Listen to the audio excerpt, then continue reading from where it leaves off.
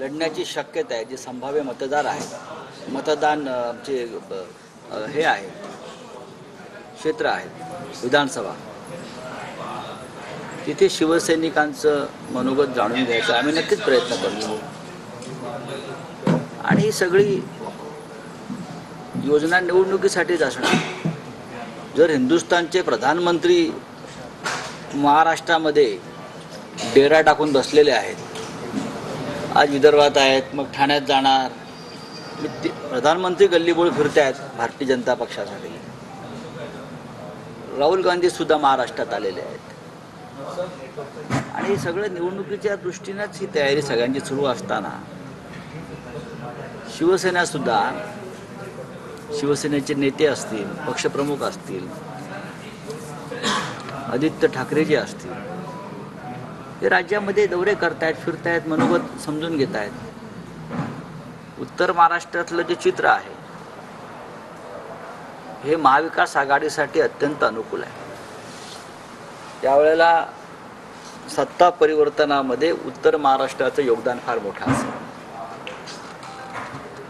कालपासून मी धुळ्यात आहे, तर धुळ्यासुद्धा मी पाहतोय की लोकांना बदल हवा आहे. हा बदल अगदी धुळे शहरात सुद्धा हवा आहे. आणि त्या दृष्टीनं चाचपणी आणि पाहणी सुरू आहे. बोला.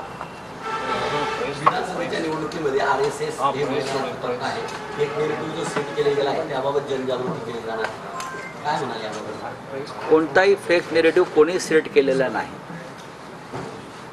फेक नेरेटिव्ह सेट करण्याचा जो कारखाना आहे तो भारतीय जनता पक्ष आणि RSS आहे. जर RSS खरोखरच निवडणुकीच्या मैदानात उतरणार असेल तर ते कोणता तरी वेगळा अजून एक फेक नेरेटिव्ह सेट करते. माझ्या माहितीप्रमाणे RSS ही एक सांस्कृतिक संघटना आहे असं मी आतापर्यंत ऐकत होतो.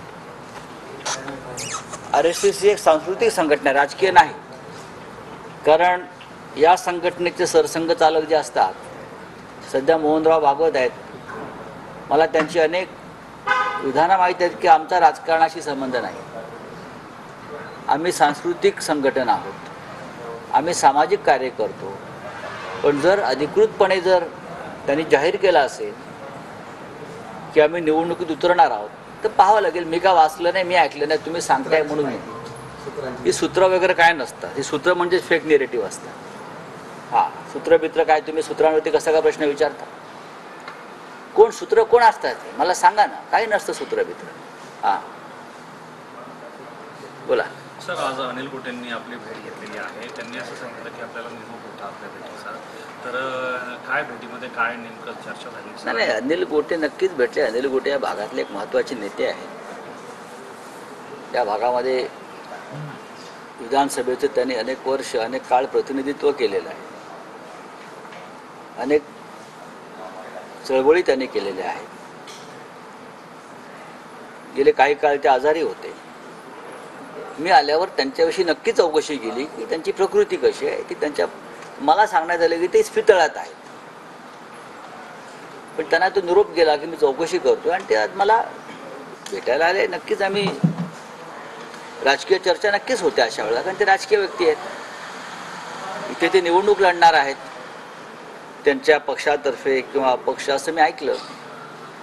त्यांच्याकडनं मी या भागातली माहिती समजून घेतली, कारण ते या भागातले एक्सपर्ट आहेत. निष्ठावंतांना परत आता हा विषय होतो सर की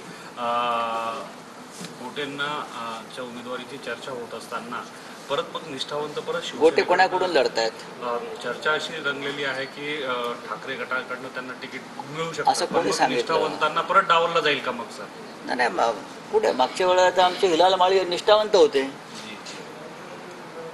मागच्या 2019च्या निवडणुकीमध्ये हिलाल माळी का बाहेरचे होते का? हिलाल माळीसारखा निष्ठावंत शिवसैनिक नाही.